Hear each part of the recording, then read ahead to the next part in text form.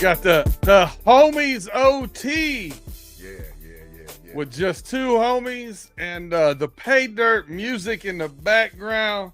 You see, Yeah. Big G doesn't gamble. He didn't know what that was. Hell Did no, not know. but that's a ball song. I'm gonna tell you that much. That's a ball song, bro. Hey, came from your bloodlines, man. Came from your bloodlines. Yeah, he did all right. He did good. He have a hard time giving him his flowers. He did all right, man. He did all right, man. Yeah, I love that one. I love that one. Facts. Yeah, but we're What's rocking up? it here with the homies overtime. Before we get in, we got a lot of basketball to unpack. We're gonna try and be quick with it. Yeah, we got Tim Lyons and Jaime Carlo over here. We got Mod up here trying to get his flowers from you, Big G. Yeah, he get a He hey, said, you know, "This hey, no, dude." you know them dandelions that grow up in the yard. You know how they grow every spring in the yard. The dandelions sprout up. Mob get one of them dandelions, bro. He ain't getting no roses or nothing like that. He getting them dandelions, bro. But that's a banging song, bro. That's a Yeah, he banging crossed song. on that one. I've been very, very happy with that one. Yeah, facts. But I have had some people say that it does remind them of some Bow Chicka Bow Wow music. Maybe that's why I like it. I don't know. I don't know. I like it. It was a Freaky Friday. But before we facts. get into the NBA, I just want to know what 2001 means to you, Big G. The year before we won the chip. Mm. The year before we won the chip.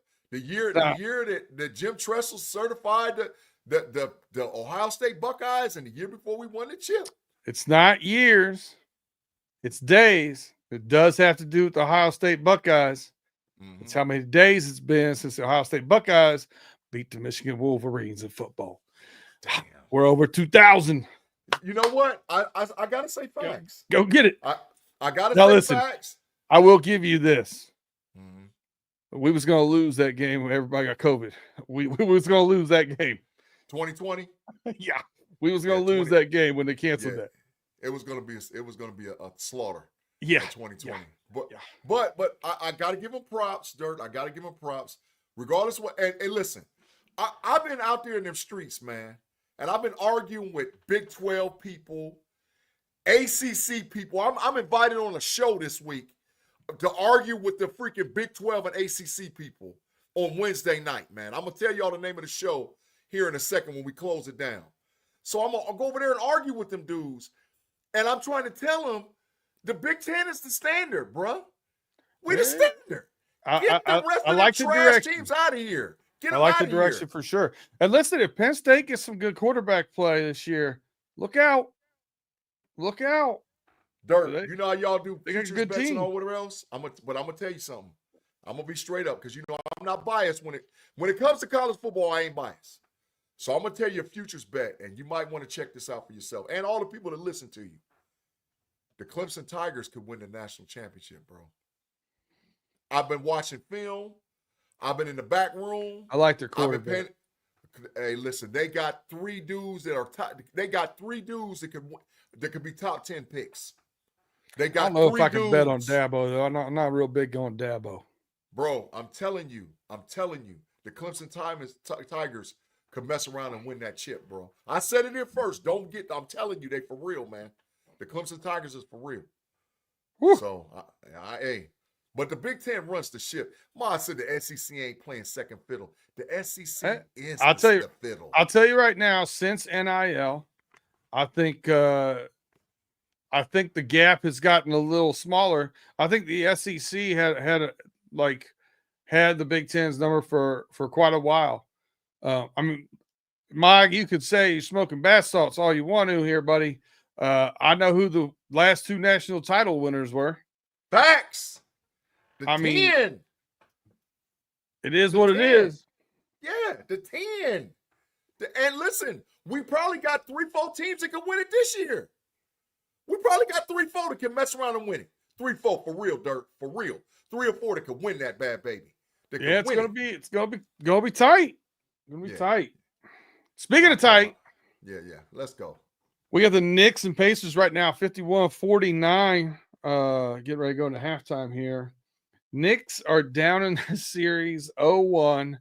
And speaking of overtime, they went into overtime. after they thought the Pacers thought they won it. What a game, though, man. Yeah. Halliburton, Neesmith hitting 6 threes in the final quarter there. I turned the game over to hockey, Big G. And Mark Tobin with the Knicks choked. Like this. Halliburton let him know, didn't he? He Reggie Millered them boys, Dirt. He did them like this. He Reggie Millered them, bro. Reggie Millered them. So it's ridiculous. I mean, people know how I feel about the New York Knicks. They know, right? I've been done with the Knicks. I couldn't take it anymore. And then all of a sudden, I seen them get good. And I'm like, man, is it me that I get off the bandwagon and I've been riding with them boys for 40 years and now all of a sudden they're going to be good? So I'm glad the Knicks lost. I helped the Indiana Pacers sweep their ass. I helped Indiana sweeps them. 4-0, get out.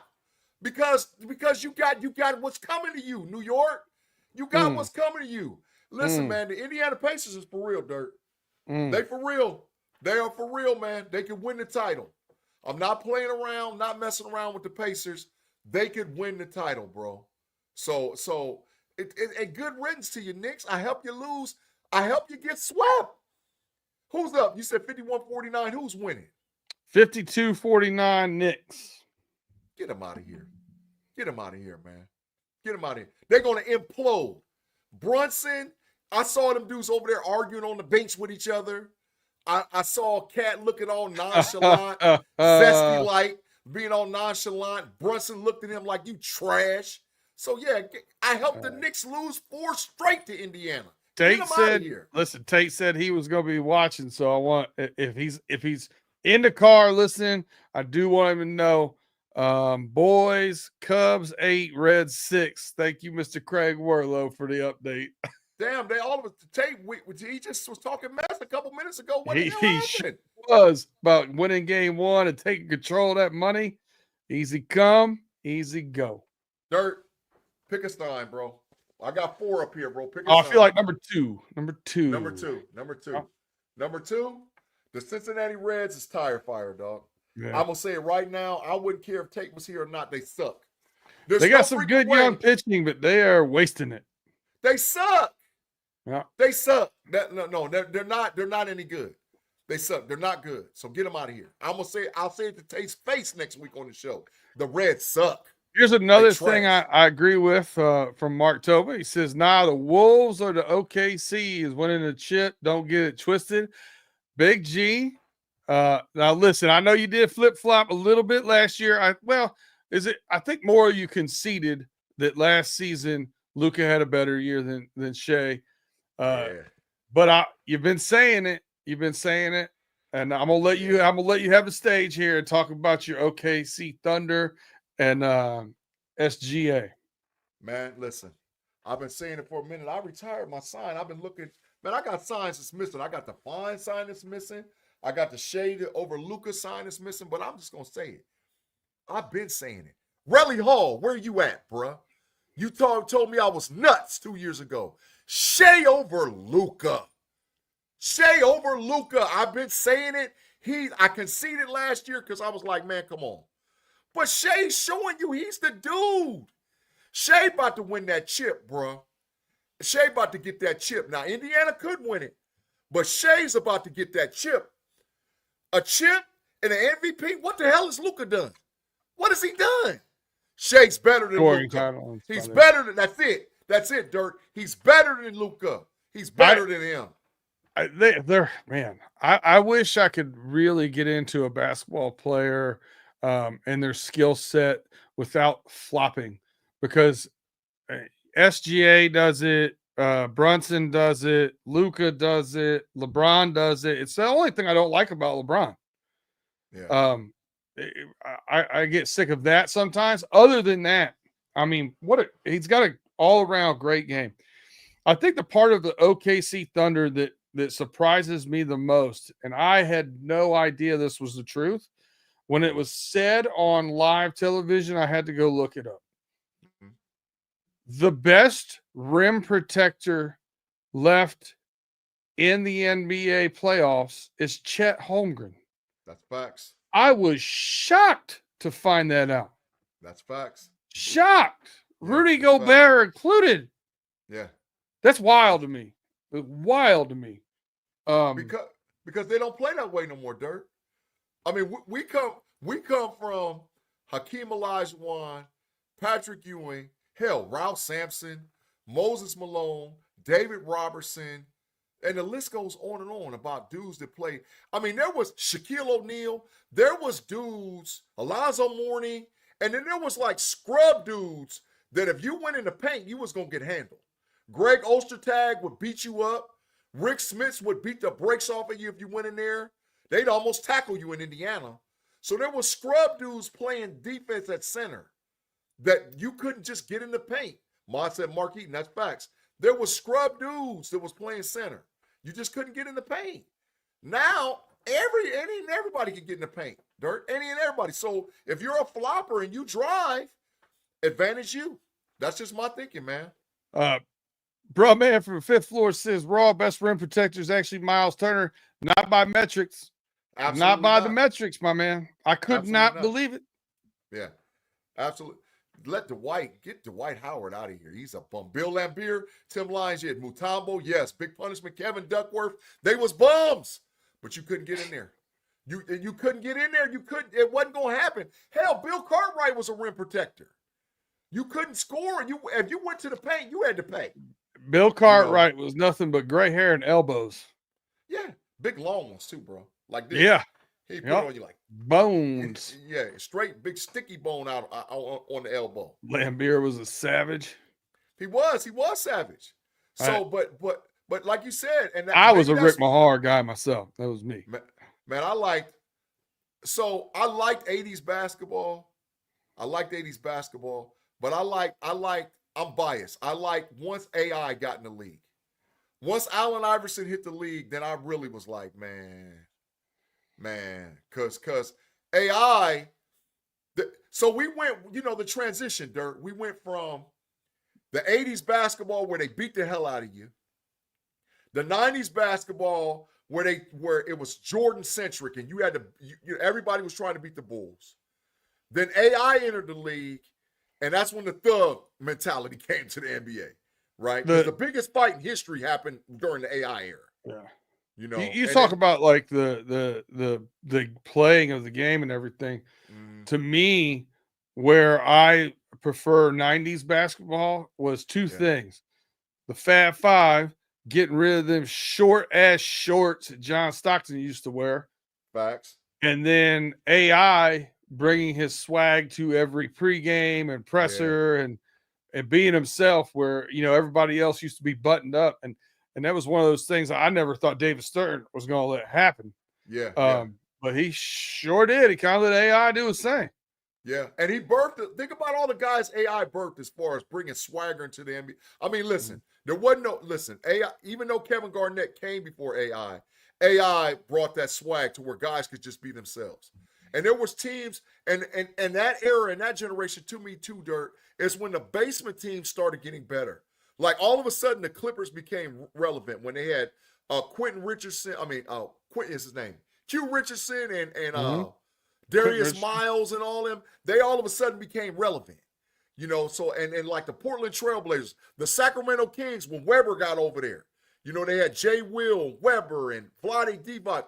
They became relevant. So basketball to me during that era, even though Shaq and them kicked ass, basketball during that era to me was really fun, bro. It was really fun. And that's because they let people be themselves. But now we got this soft basketball, bro. And I ain't feeling it, man. I ain't feeling it, the soft basketball. I still watch it because it's entertaining. But, it's sort of soft, dog. It's sort of soft.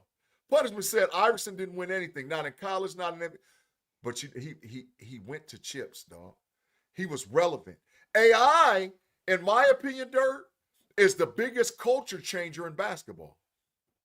From like 1990 forward, AI changed basketball more than any person. He changed culture. He changed the culture, bro. I think the Bad Boys were technically right before AI. AI came in the 90s. Bad Boys won chips in the 89-90. Yeah. Back to back. Right. That was the thug. The fighting era was the 80s was because the Celtics was loaded up, the Pistons was loaded up, the Bulls was loaded up. Hell, the Milwaukee Bucks was loaded up. The Lakers was loaded up. The Milwaukee Bucks was loaded up. The Dallas Mavericks was loaded up. The Atlanta Hawks was loaded up. Like you had to have 8, 9, 10 dudes, and everybody would fight you during that era. And then it switched and it became Jordan-centric. After Jordan-centric is then now where, you know, where AI came in, man. That's right. Mark told me the Sonics was low. There was back then. There was a whole bunch of squads, bruh. It was a whole bunch of squads back then. Everybody was 8, 9, 10 deep. Everybody. Hell, the Miami Heat was. I'll tell you this. I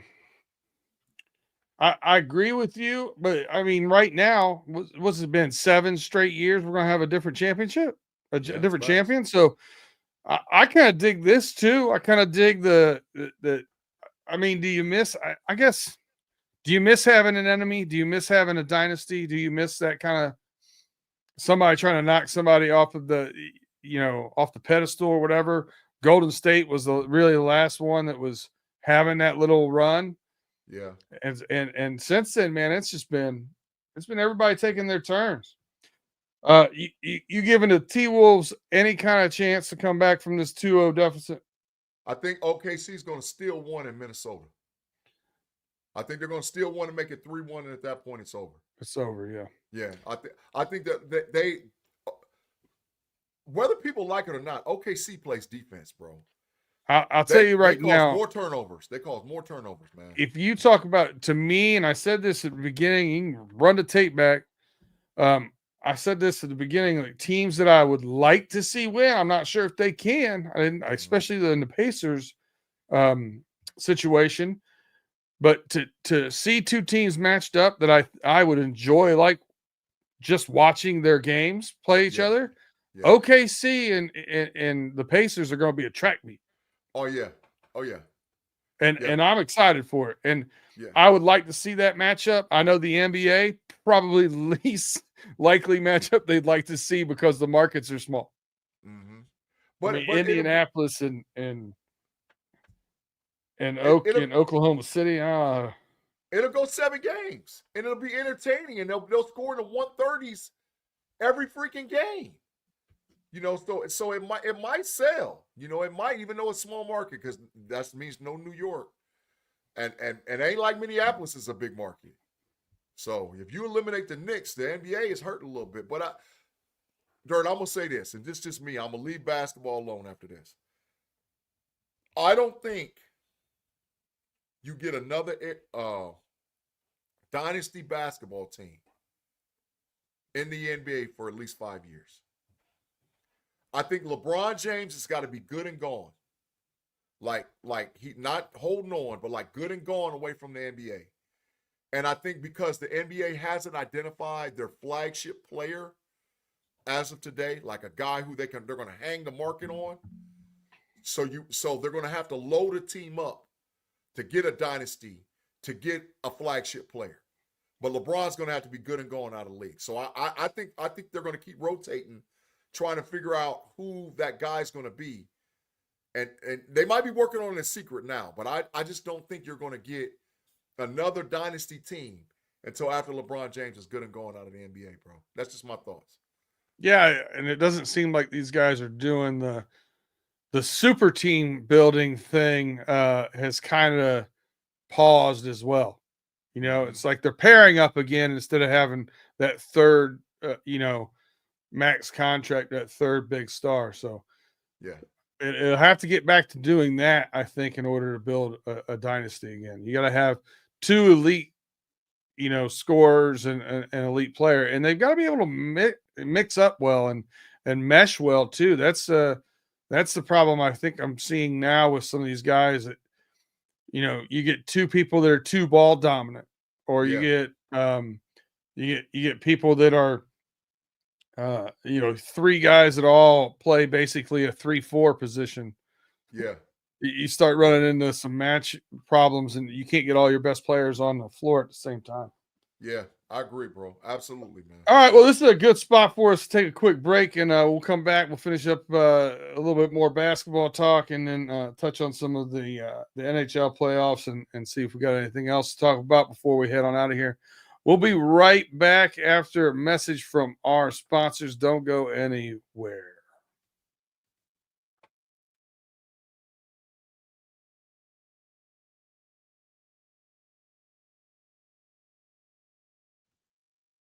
All right, welcome back to the Homies Overtime. Big G sign for those of you watching on YouTube. It says it all. Get those algorithms up. We appreciate you guys, as always, tuning in, listening to us, rocking with us. All of you in the chat, we really appreciate. But you know what helps us out is when you hit that like, that thumbs up, that share, that subscribe, that rate, that 5-star review helps us out immensely. We appreciate you for rocking with us. And we get time, go over that Know It Alls channel. Yeah. And give them that thumbs up too. We're getting to that 1K sub, and it's right around the corner. Pretty excited to see what Big G, Mod, Tate, and I think me and Pay may end up behind a paywall somewhere. I'm kidding. But no, behind the scenes stuff is great. I got to tell you, I had somebody tell me that we need to get an OnlyFans for the know-it-alls and let Pay be the main guy. So next time Pay's on the podcast, bro, we're gonna have a conversation whether or not we're gonna do an only know-it-alls. Because there's some ladies out there that's calling for Pay to do a know-it-alls after dark OnlyFans, man. So I don't know. I think YouTube will ban us. I don't know, but they're calling for it, man. They're calling for it.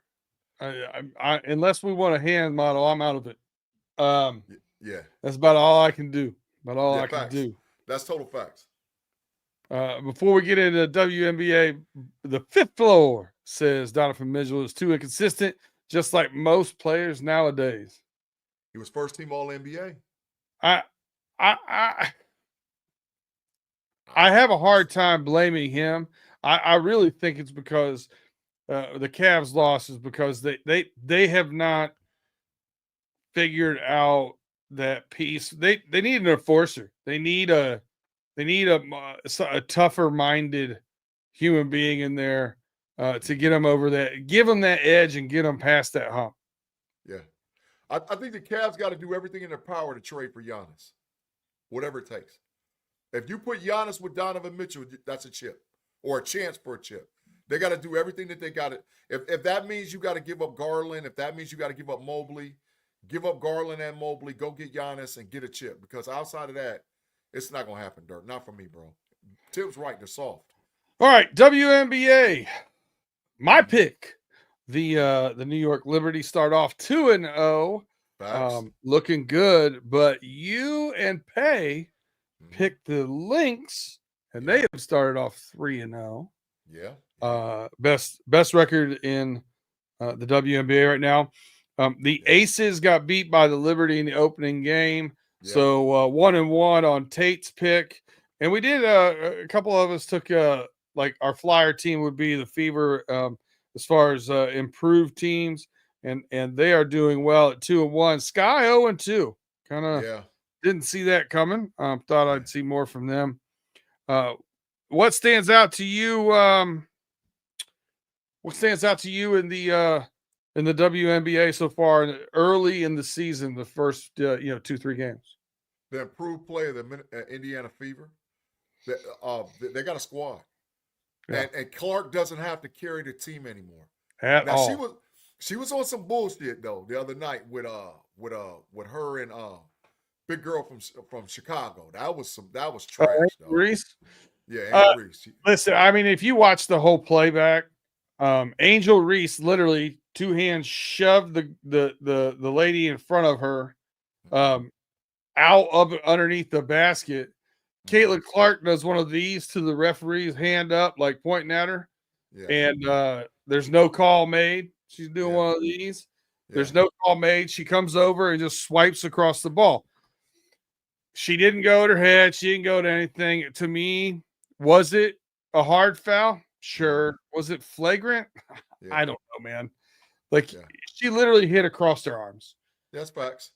Like the reaction I thought was too much, and I think there's been too much made about it. Like, who cares? Hard foul, keep playing. Who cares? Yeah. And I thought Angel Reese in her press conference, when asked about that, she said it was basketball play. Refs got the call right. Next question. Yeah. I like the way she handled it. Yeah, but I think the Fever, man, are for real, and they're not Caitlin Clark dependent. Absolutely, Boston for the Fever is a beast, man. She's a beast, So Rob, you're right, man, and I think Indiana can definitely be a contender. They could be in the mix when this thing's all goes down, but I think Minnesota's just too talented, Dirt. I just think they're just entirely too talented. To me, they're entirely too talented. I really like them. I think the Aces need to learn to play together a little bit. But I think the Lynx, the Liberty, and the Aces are the cream of the crop. And then I think that step down, you got the Fever in the mix there. Yeah. But that's just my gut reaction. Yeah. They definitely I like seeing Caitlin Clark be able to facilitate, not force as many shots too. She doesn't have to just take the shots now. I like it. Yeah, absolutely. And they've improved their roster.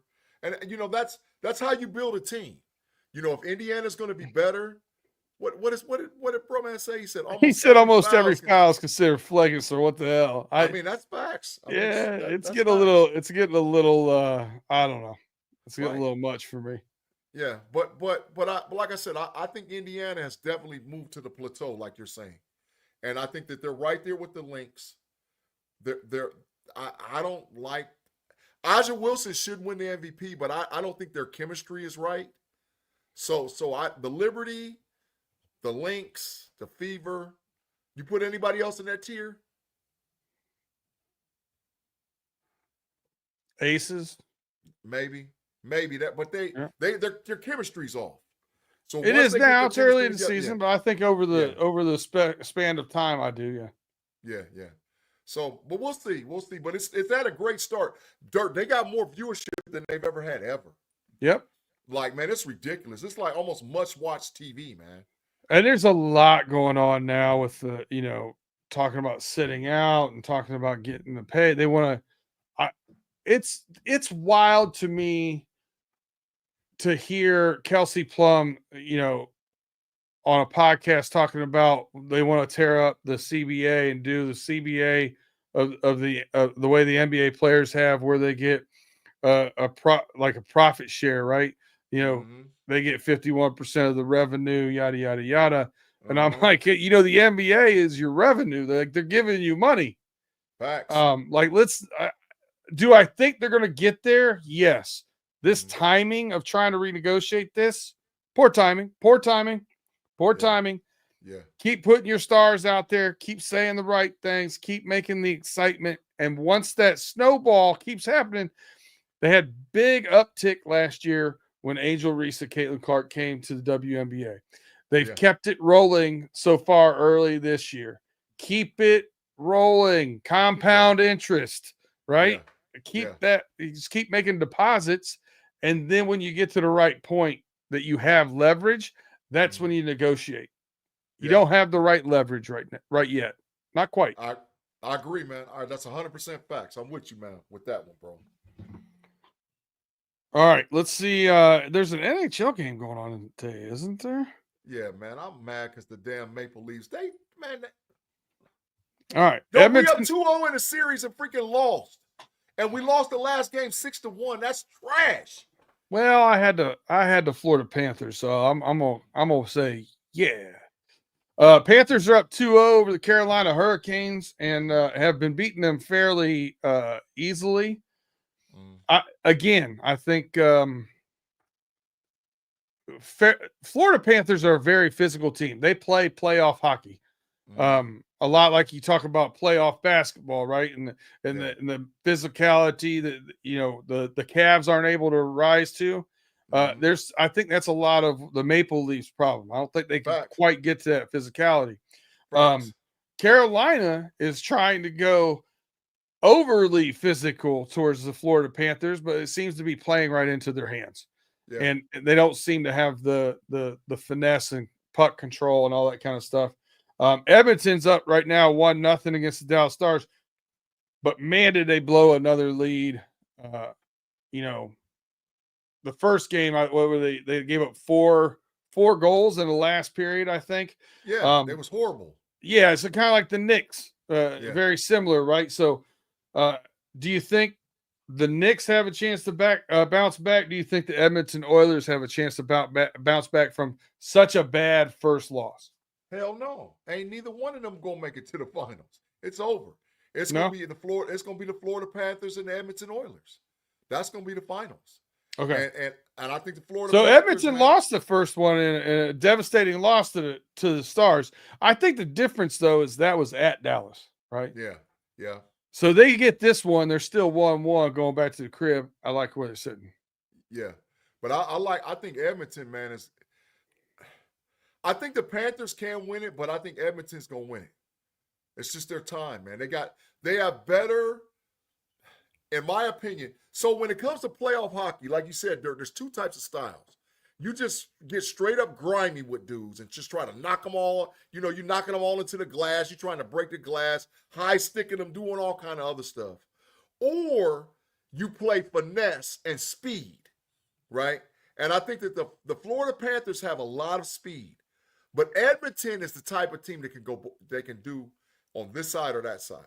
And so I think it's just their time, the way that their current roster is constructed. And I never really watched hockey like that until my daughter put me in on it.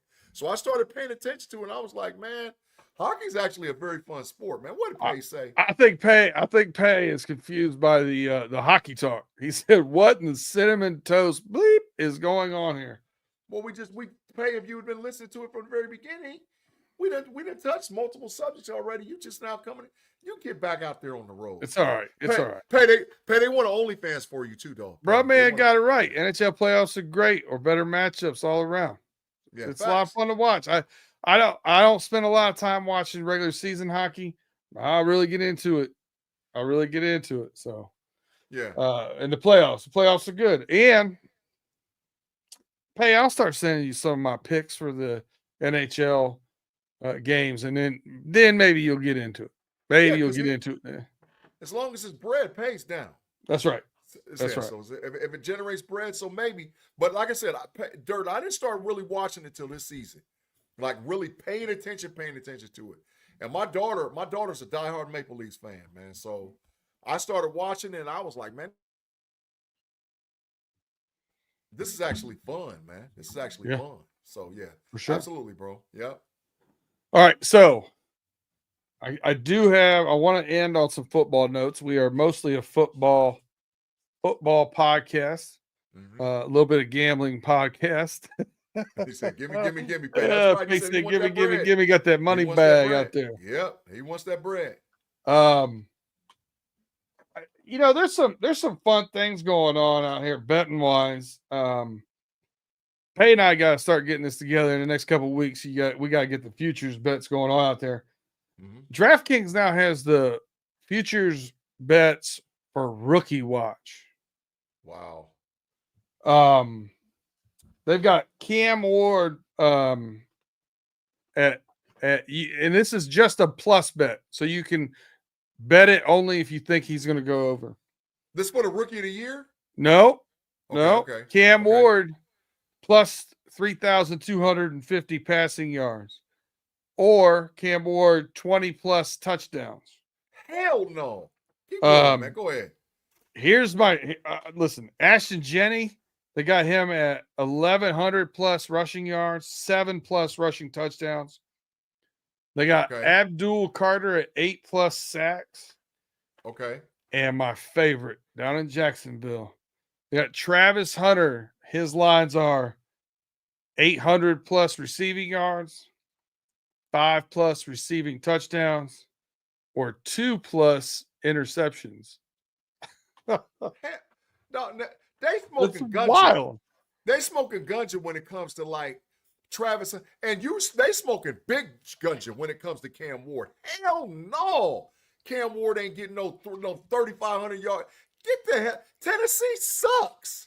He's not, and Who played running back for the Tennessee Titans? Who's the number one wide receiver? Can you name me 2 defensive players? They're the worst team in that. There's no way in hell. Cam Ward going to be lucky to make it through the season, bro. He going to be lucky to make it through the season.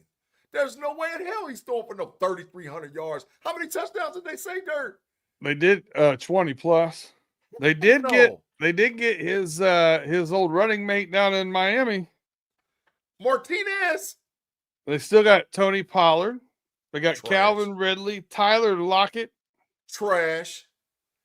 Everybody's washed in, Calvin Ridley and Tyler Lockett. Dan Moore Jr. Super duper trash. Pro Bowl left tackle. Right. Dog, Cam Ward is going to be running for his life. Come on, man. There ain't no way in hell he's throwing for no 3,320 touchdowns. Stop that, man. Vegas needs to stop. Now, Dirt, the one I like, Ashton Genty. Now, Ashton Genty might get 1,100. Ashton Genty might get 11. Ashton Genty might get 7 touchdowns. Now, I can see that happening. They got a quarterback out there. They got some wide receivers and a running back. What's Claude Bishop say? Claude Bishop, thanks for the $5 bill. He said, B-Dirt, I was driving the first hour, and I want to thank you for carrying the show and educating the other 2 homies. My pleasure. You lucky we ain't got the Matrix over here, Claude, so you getting a big boo. My boo pleasure. For you, Claude. Boo. Hey, boo, Claude Bishop. I don't have any, my stuff doesn't have sound to it and everything like that. I just hit them with one of these, I get them with one of those or something. Yeah. I like that. Yeah. I do this every once in a while. You know what I mean? Got to do that every once in a while. Cream get the money. Cash moves everything about me. Yeah. That's right. Cream. You know what it is. Yeah. We start gambling, and we start talking about that. We start talking about smart money. So Genty to me is smart money, Dirt. All right. 1,100. Bro, look at their offensive team. Tell me their starting lineup for their offensive team, if you can pull it up. Because I think their offensive team, they're not to be played with out there, bro. They got 2 tight ends. 65 yards a game, he gets it. Yeah, they got 2 tight ends, a quarterback. Yeah, they got Mayer. Back. Who's their wide receivers now? They got Mayer and Gino. Who's the WRs? They starting WRs. I know they got some rookies out there too, man. Jacoby Meyer, Trey Tucker, Jack Beck, Jack Beach, Betch. Jack Betch from TCU, the rookie. Yeah. Dog. Yeah, Renfro. Who else they got? Where is Renfro? Why's he on here? They got Brock Bowers, Michael Myers. Yeah. Michael Mayer, excuse me. They got a deep offensive line too. Man, Genty can get 1,100, bro. Genty, that's not hard. That is not hard. Because he's got Raheem Mostert backing him up. Yeah, Gino gonna throw for about. I say so. With 17 games, Gino's probably gonna play 15 of the 17 games. Gino's probably gonna go throw for close to 4 stacks. The Raiders. Yeah, Gino's going to throw for Gino will be around that 3,700, 3,600 yard passing mark. Easy for Gino. And Genty, hey, man, 1,100. I count it. 1,100, bro. 1,100 easy. 65 yards a game all day and night. Now, there are the regular, offensive player of the year, the MVPs, defensive player of the year, offensive rookie of the year. All those things are on DraftKings right now. You can go over there. Your MVP voting, top of my head yesterday, Lamar and Lamar was plus 550, and and then Burrow was plus 650. Somebody else was plus 550. Probably Josh Allen. It was Josh Allen. That's right. Yeah, and then Mahomes was behind him. Okay. So pretty good. But what I want to see, and they don't have numbers for over there yet, is who's going to win the first inaugural Protector of the Year. Big G, I know you. This is near and dear to your heart. Offensive lineman from way back in the day. Yeah. Deion Dawkins is the guy that's been responsible, Buffalo Bill, for really bringing this initiative up to the NFL and got it done. We're going to have our first protector of the year for the best offensive lineman in the NFL this year. What are your thoughts on that one? Trent Williams is going to win the award. Even though he's no longer, when he plays for the Washington Commanders now, they traded him. No, he's for the. Is he with the 49ers or the Commanders? Where's he at? Trent Williams. I don't give a damn, really, to be honest, where he's at. He's going to win it. Trent Williams is going to win it year one. I think that Trent. Now, who's my dark horse who could possibly win it is Drew Aller. I think not Drew Aller. Aller, the left tackle for the Chargers, the kid they drafted out of Notre Dame.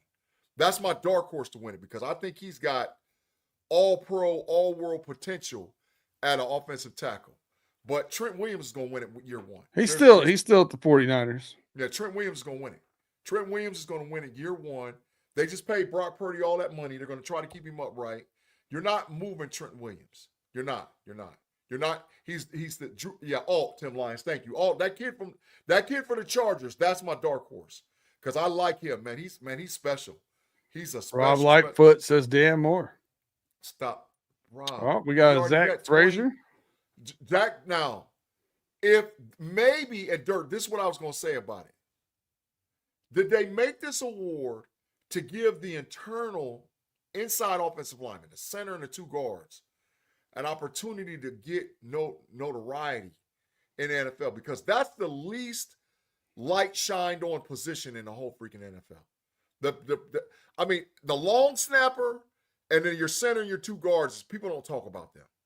So did they make this award to give the light shined on them? So if that's the case, maybe Zach Frazier does get it, But I'll say all Penny Sewell. Penny Sewell is my That's my guy. Yeah, I like him. Tristan Wirfs. Yeah, maybe. Yeah, just a player. I think it's probably going to go to a tackle, but it could go to a. I think if it goes to a guard, it's going to go to a mauler, like an old DeCastro type guy. Yeah. Nasty guy, can really run, block, and pull and stuff. Yeah. You know what? If they'd have had this 3 or 4 years ago, that's who I might have put Nelson in there. Yeah, he's a mauler. Yeah, he's a. But I think injuries and time is. He's still a nasty. He's still good. Lineman. He's still good. He's still. But Dirt, saying all that, so I'm gonna be. You're gonna hit me with the bias sign. I already know. But I think the Steelers line was a bunch of babies last year. Okay, so you got. I only have a red and gray one though. I don't. That's fine. I don't have. Do I need a black and gold one? Probably. But the Steelers' offensive line was a bunch of babies. Troy Fautano didn't. He played against Denver. Mason McCormick played admirably coming from basically a D1 AA to the NFL. Right? Zach Frazier, he showed you who he was right off the bat. Isaac Seumalo got hurt, and now he's back 100%. And they're going to be playing Jones in his correct position at left tackle with no injuries because I believe he was hurt last year. So could the Steelers sneak a guy in there? Because the whole thing for the Steelers is the improved offensive line play. If the O-line is average or better, the Steelers are going to be a decent football team. But that's a lot of ifs. You see what I'm saying? That's a lot of ifs. Listen, man, I'll just tell you this. I don't know who's going to win it. I'm just happy they've got it. Yeah. I like that. I like that they're giving a little bit of shine to guys that don't get it very often. So, good on them. They can keep their tush push. I'm just happy they got the protector of the year. Yeah. All right, well, let's go wrap it up for us, man. I'm glad they didn't do that playoff seeding too. I was pissed they was talking about doing it because college football messed it up. Yeah. College football, you biased as hell. You SEC biased. You biased. Well, I wish they would. I wish that not only college football, for what he's talking about here, is they went away from the champions of the top four conferences getting those top four seeds to just a straight seeding 1 through 12 now, which I think is great. I also think, based upon the winner, and I know this is hard to do because you're going to home games those first weeks and whatever, but based upon who wins, I think once you get on neutral site, reseed. Top seed plays the bottom seed, regardless of who it is. In college football and NFL. College football. Okay, yeah. I get that. I mean, because at that point you're neutral site games. So that makes sense. But the bias is at the beginning, right? So even if you look at the preseason rankings right now for college football, Clemson is the only team, and Notre Dame are the only two teams that are not in the Big Ten or SEC that's ranked in the top 18. So what they're basically saying in college football right now is that you have no shot of. So maybe you can get maybe a ACC team outside of the Clemson, and then maybe you could get, like, if Arizona State is really good, they can host a playoff game at a number 8. But they have no shot of making the top 4. And Dirk, the reason they did that is because the SEC cried. The SEC cried because they didn't get Alabama in the playoffs. They was pissed off that Texas ass got ran up out of there. They was pissed that Tennessee's ass got ran up out of there. They ain't win all of that. They was mad that Notre Dame punished Georgia and put them on out of there. They're not with that, bro. So that was biased by them because they're trying to ensure that the 4 top seeds, I promise you, moving forward, it's always going to be 2 SEC, 1 Big Ten, and then the Big Ten will have to fight for the second one if the ACC or the Big 12 is good. That's BS, bro. That's BS. They're trying to make sure that an SEC team makes it to the championship game. I'm telling you, I hate SEC bias. And that's why they did what they did, Dirk. That's why they did it. I'm cool with it. I don't care. Yeah. I told you what my take is. Yeah, facts. All right. Well, we've hit that 45-minute mark, and with just 2 of us on the show, bloviating, I think that's enough pain for your ears tonight. We do appreciate you guys, as always, rocking with us. If you have not yet, smash that thumbs up on the way out of here. Share us. Share this feed. We appreciate you guys rocking with us as always. Big G, you got anything to put a bow on this with, or any last thoughts? Nah, just make sure you guys check us out Sunday on the Know-It-Alls podcast. Like I said, we are desperately working towards 1K subs. We're about that 830 plus range, somewhere around there. We only need about 170 people. So the people that rock with us, if you guys can share it with one person, I guarantee you we'll be at 1K subs before July. Before OTAs, we'll be at 1K subs. And that's going to change the game for the Know-It-Alls podcast. Backstage content, exclusive content, stuff that we're going to do specifically on the Know-It-Alls. So please, all the people that's with us, share with one person, because we're about 170, and we'll be there at 1K, and everything changes. Everything changes to be there. Love it. On the way out of here, I do want to say this. A lot of antics, a lot of demons, a sordid past, very philanthropic, though. Yeah. And love him or hate him, he was entertaining. The NFL, I think, lost a pretty good one this week. Rest in peace, Jim Irsay. Yeah, he had a little bit of a party animal when he was a little bit younger, but probably took a little bit of a toll on him. So, deep sympathy to his family, friends. Indianapolis and the surrounding area lost a good one, man. He was a lot of fun. He was entertaining, and he was in the business of entertainment. So yeah, facts, man. Rest in heaven, Mr. Irsay, man. You built a rivalry with the Indianapolis Colts and the Pittsburgh Steelers and the New England Patriots. That was great football. So yeah, great. Claude with the no troll, Peter. Claude, great show as usual, gentlemen. We appreciate it. Yeah. All right. On that note, Big G, I'll let you do the honor on this show since I got to do it on the first one. You can go ahead and take us home. I got something new. Kick the hell out of Caleb Williams. Kick the hell out of Caleb Williams. Let's go, Steelers. Kick the hell out of Caleb Williams. That's for you, Payday. Caleb, get up out of here. All right.